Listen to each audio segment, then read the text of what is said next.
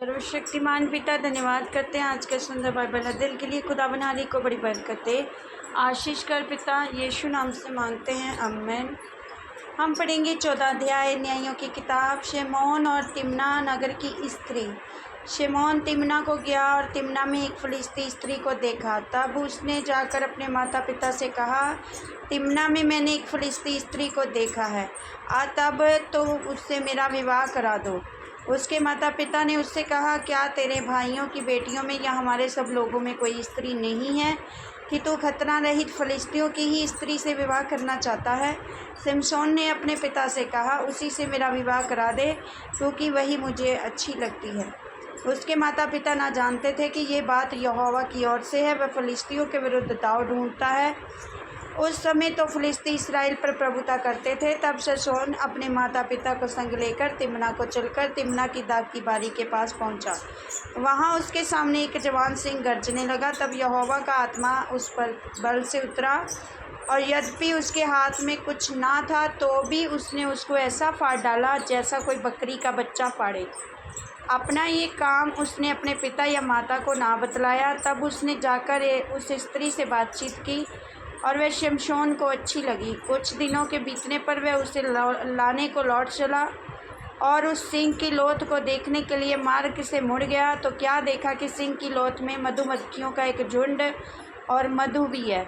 तब वह उसमें से कुछ हाथ में लेकर खाते खाते अपने माता पिता के पास गया और उनको ये बिना बताए कि मैंने उसको सिंह की लोथ में से निकाला है, कुछ दिया और उन्होंने भी खाया। तब उसका पिता उस स्त्री के यहाँ गया और शिमशोन ने जवानों की रीति के अनुसार वहाँ भोज दिया, और उसको देखकर वह उसके संग रहने के लिए 30 संगियों को ले गए।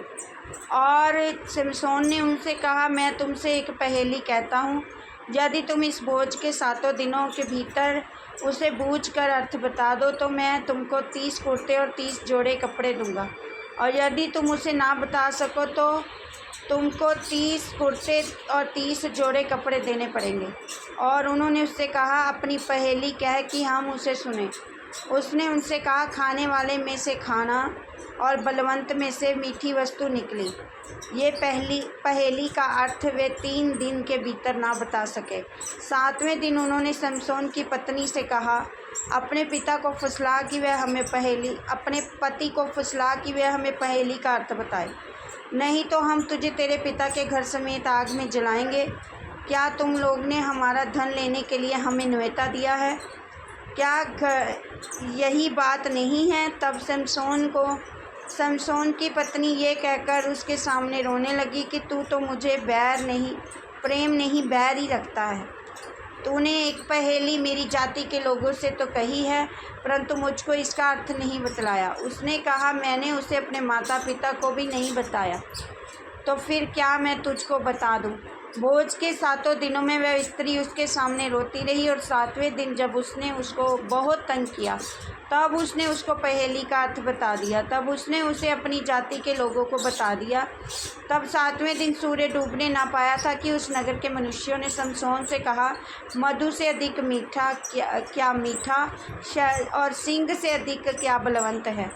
और उसने उनसे कहा, यदि तुम मेरी क्लोर को हल में ना जोतते तो मेरी पहेली को कभी ना बूझते।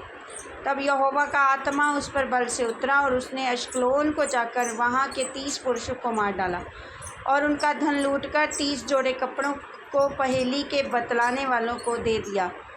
तब उसका क्रोध भड़का और वह अपने पिता के घर चला गया, और शिमशोन की पत्नी का उसके एक संगी के साथ, जिससे उसने मित्र का सा बर्ताव किया था, विवाह दिया गया।